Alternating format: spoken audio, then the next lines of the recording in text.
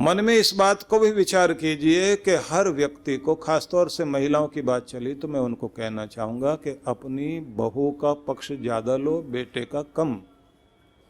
क्योंकि बेटा तो आपका है और वो आपका ही रहेगा, और अगर बहू भी आपकी हो गई तो फिर राज आपका ही रहेगा। नहीं तो अब आप सताओगे तो बाद में वही बहू गिन गिन के बदले लेगी, क्योंकि आपका राज ज्यादा देर तक रहेगा ऐसा तो है नहीं, बाद में तो राज पलटता ही है। तो थोड़ा सा अपने आप को व्यवस्थित कर लीजिए, और गीता में जैसे मैंने आपसे कहा कि अपना उद्धार स्वयं करो, अपने विचारों को सकारात्मक बनो और खुद के दुश्मन मत बनो। ये संदेश तो है ही, एक बहुत बड़ा संदेश और है, योगः कर्मसु कौशलम। कर्मों को इतनी कुशलता से करने वाले बनो कि प्रत्येक कर्म तुम्हारी पहचान बने। आप कुछ भी करते हैं वह कर्म आपका सिग्नेचर होता है, वो आपका हस्ताक्षर होता है, वो आपकी पहचान होता है।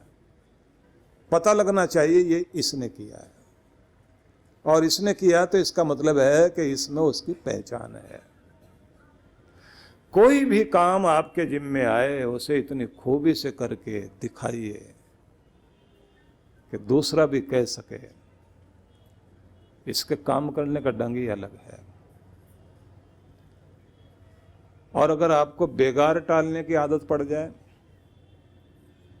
तो पहले से और खराब करते चले जाओगे, और अगर बेहतर करने की आदत पड़ जाए तो हर बार आपकी कोशिश होगी पहले से और बेहतर मैंने करना, और जिसको बेहतर करना आ गया बस बेहतर जिंदगी जीना भी उसी को आ गया।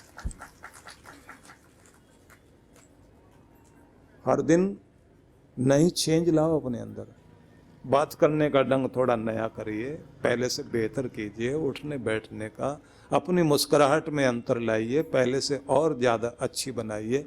मिलते समय भी पूरी कोशिश कीजिए जिससे आप बात करते हैं जान पड़ जाए। और खास बात आपसे ये कहूँगा, जिस घर में बैठकर पूजा पाठ होता है ना, वाणी का पाठ होता है, जहाँ नाम जपा जाता है, जिस घर में सत्कर्म होता है और जहाँ पर दान पुण्य होता है, सौभाग्य उस घर में आता जरूर है। कितनी भी परीक्षाएं उनकी होती रहे, वो लोग टूटा नहीं करते। वो अगर टूट भी जाएं तो टूटकर बिखरा नहीं करते, फिर से खड़े होते हैं और नई शक्ति के साथ खड़े होते हैं। तो अपने पाठ पूजा का नियम बना लीजिए। सुबह आपको सिखाया गया था कि हर व्यक्ति को अपनी लाइफ में एक डिसिप्लिन अपनाना है, हर व्यक्ति को अपनी जिंदगी में अपनी भक्ति का नियम दृढ़ करना है, हर व्यक्ति को योजना बनाकर प्लानिंग करके जिंदगी जीने की आदत करनी चाहिए। यहाँ तक कि अगले दिन के लिए भी आप पहले दिन तैयारी करके सोइए। और हर एक आदमी को अपना जीवन प्रबंधन, लाइफ मैनेजमेंट, टाइम मैनेजमेंट, आप बिजनेस मैनेजमेंट तो सीख ही रहे हैं, ये प्रबंधन अगर आपको आ गया तो फिर आपकी जिंदगी कीमती बनती है। और ये तब होगा जब आप थोड़ी देर के लिए वक्त निकालकर अकेले बैठा करें। और जब अकेले बैठते हैं तो उस समय थोड़ी देर के लिए अपना फोन भी चुप कर लिया करें, अपनी डायरी लें और उसके बाद में आगे लिखें कि मैं अपनी जिंदगी में क्या चाहता हूं, अपनी जिंदगी से क्या चाहता हूं, अपनी जिंदगी को कहां देखना चाहता हूं, कैसी सेहत,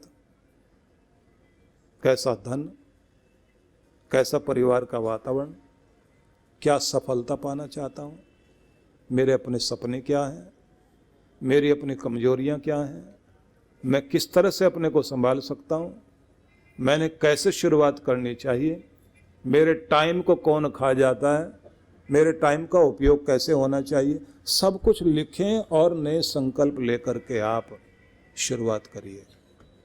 और मैं आपको कहता हूं, अगर आप एकांत में बैठकर अपने बारे में थोड़ा सा भी लिखोगे और नया संकल्प करोगे, आपकी जिंदगी में जरूर बेहतरीन परिवर्तन आएगा।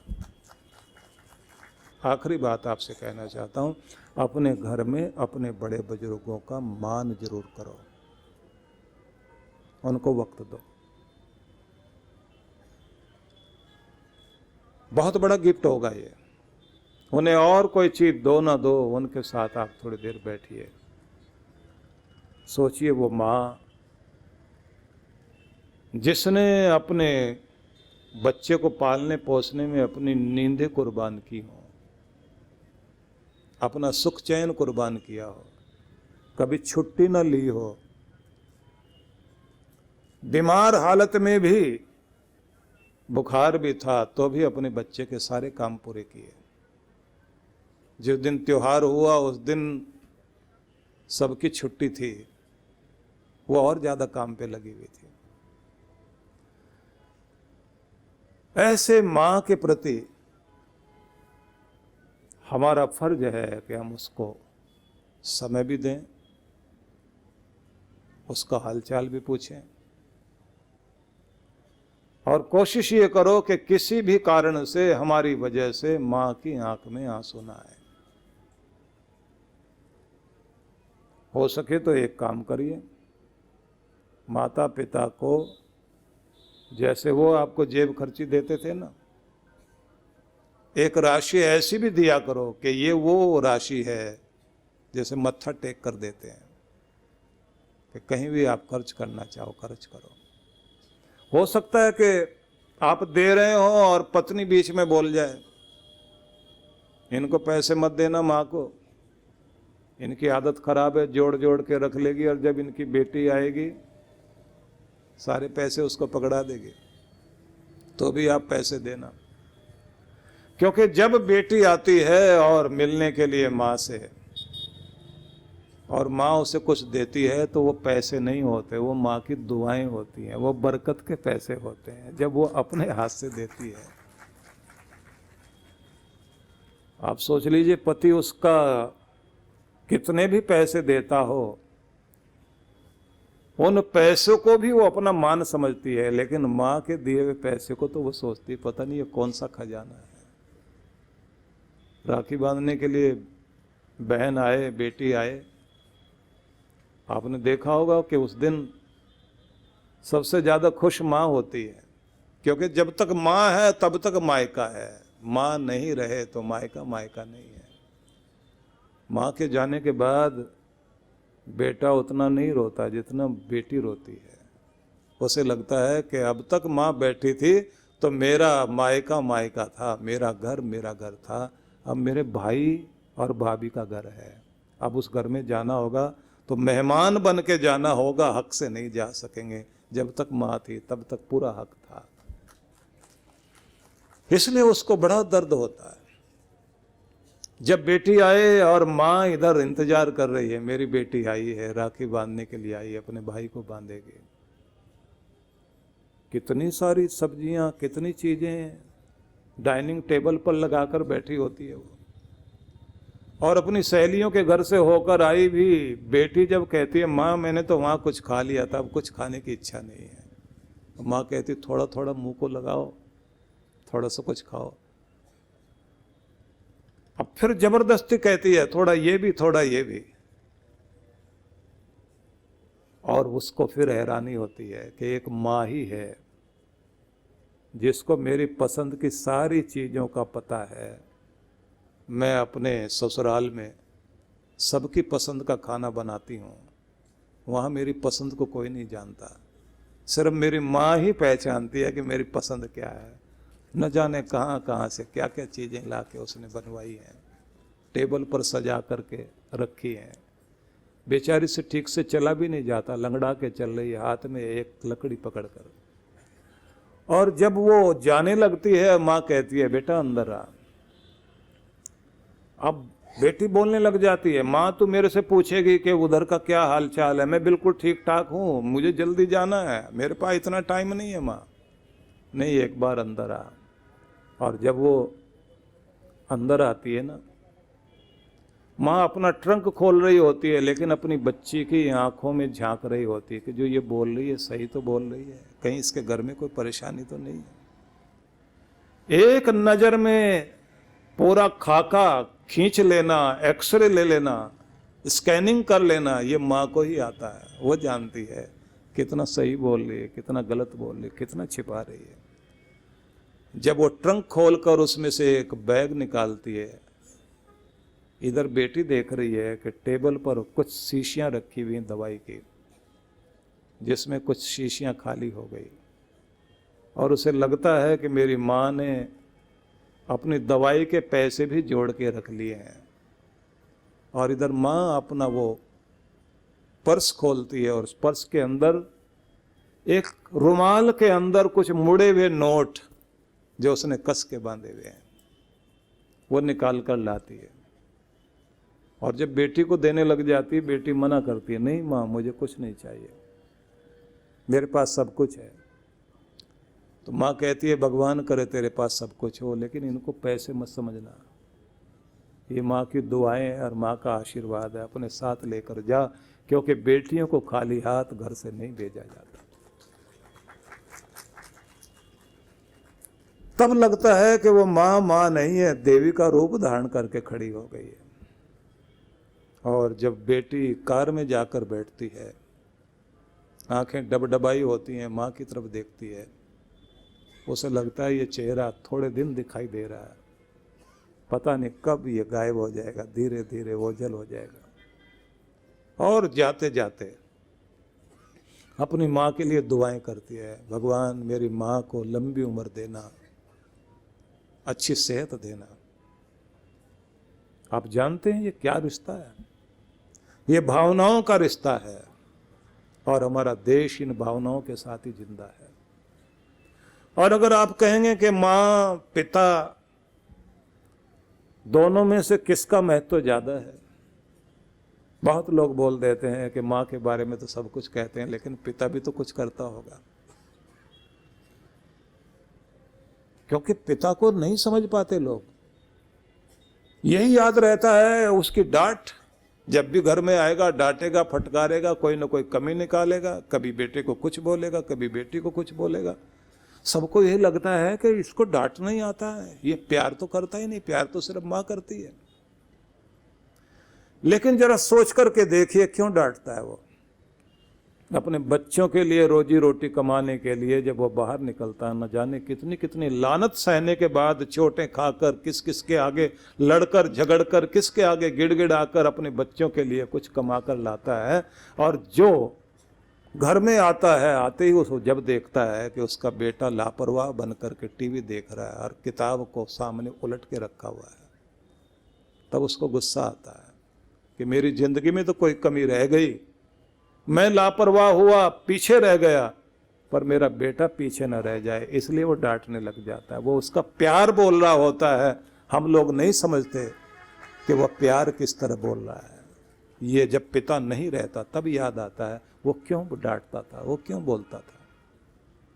और जब किसी का बच्चा उस पिता से भी आगे निकल जाता है, उस दिन उसके कंधे चौड़े होते हैं, उस दिन सीना चौड़ा होता है, दुनिया को बताता मेरा बेटा ये बन गया है।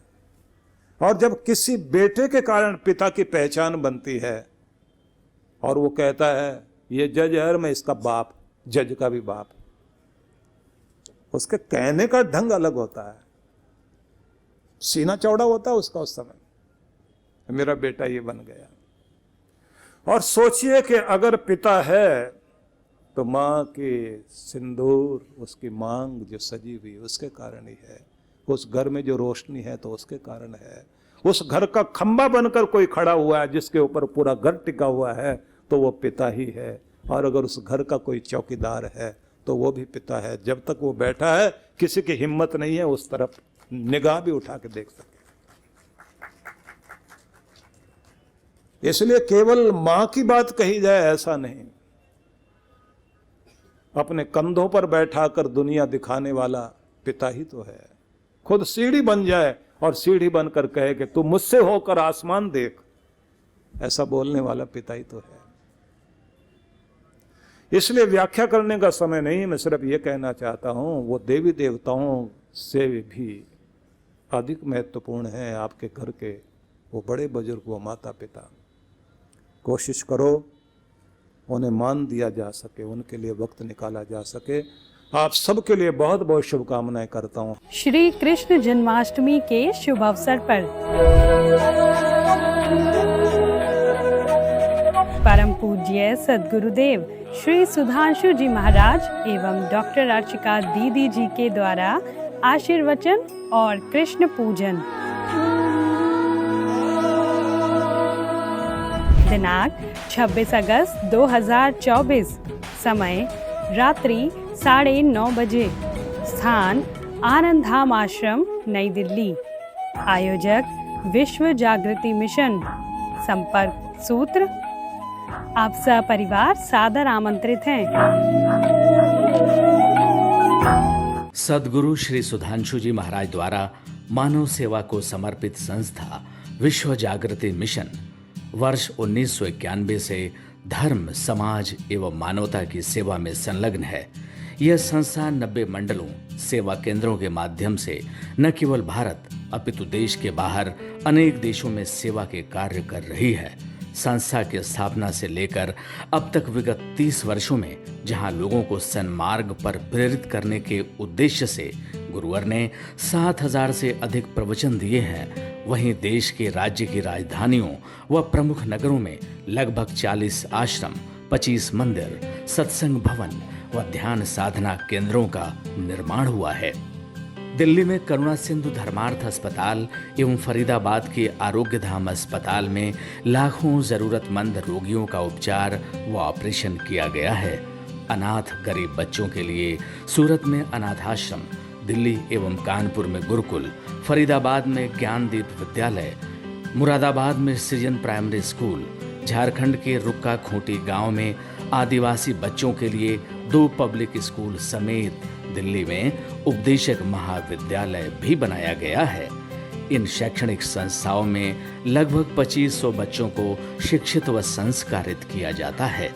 दिल्ली के आनंद धाम आश्रम में जहां वृद्धाश्रम एवं वानप्रस्थ संचालित हैं, वहीं आश्रम की कामधेनु गौशाला में 125 गौओं की सेवा की जाती है।